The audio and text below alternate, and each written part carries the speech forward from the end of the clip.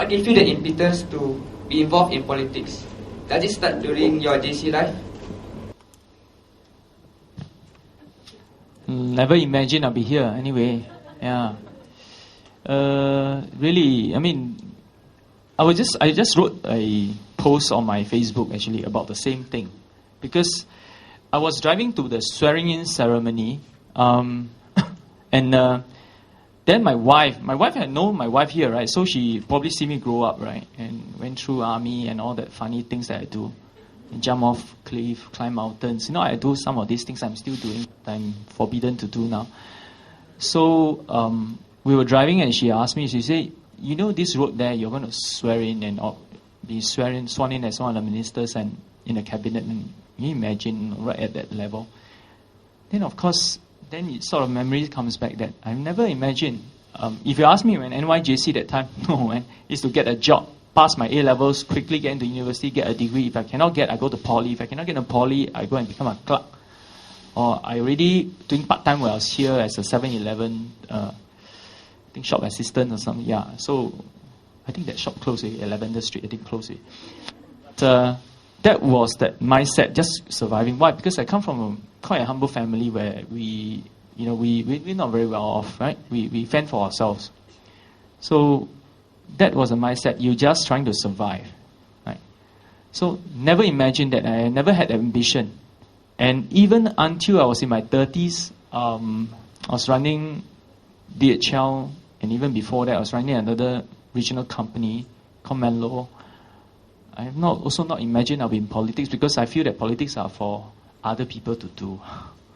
Yeah, not for someone like me, which I find that I probably won't fit the mold. Yeah.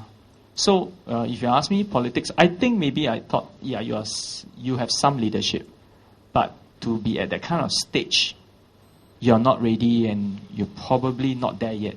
And I'm telling myself every day, then, and I'm still telling myself every day now, because I feel that the challenge is always ahead of me, and I must set higher and higher benchmark. And in this role that I play, I continue to set higher and higher benchmark to serve the people, to serve the community. And I tell you, that will never have an end. There's no finish line to that.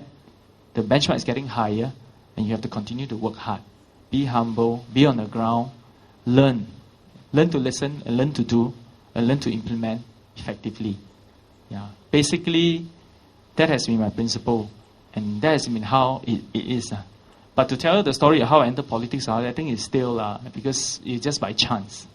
It is totally by chance for me, because I met this guy who is a minister now. He's our law. Is he law minister? He's still law minister. There's so much change, I also confused. He's a law minister. He's today also the foreign minister. He's Minister Shanmugam. I met him. I don't know him, right? But I met him in the airport in Frankfurt. So he was queuing up for shower. I was queuing up for shower, because long flight from New York. So we transit at Frankfurt. So he was queuing. I was queuing. We didn't shower together, okay? But we were queuing up for shower. So it's in front, I was back, and then of course, then over there, you don't get to see lots of Asians, but we were taking, I think, Lufthansa, SQ Lufthansa, they have share code, so we were taking that kind of flight. So we just talk to him, you need someone to talk to. So boring, long flights, and say, hey, you Singaporean? Then he turned over and said, he look familiar, because that time I stay in Woodlands, he's Sembawang GRC. I said, you look familiar, no? Don't tell me you want the MP, and this is actual code. I tell you one of the MP, and someone my finger pointing like that. You see how rude, I've learned my lesson.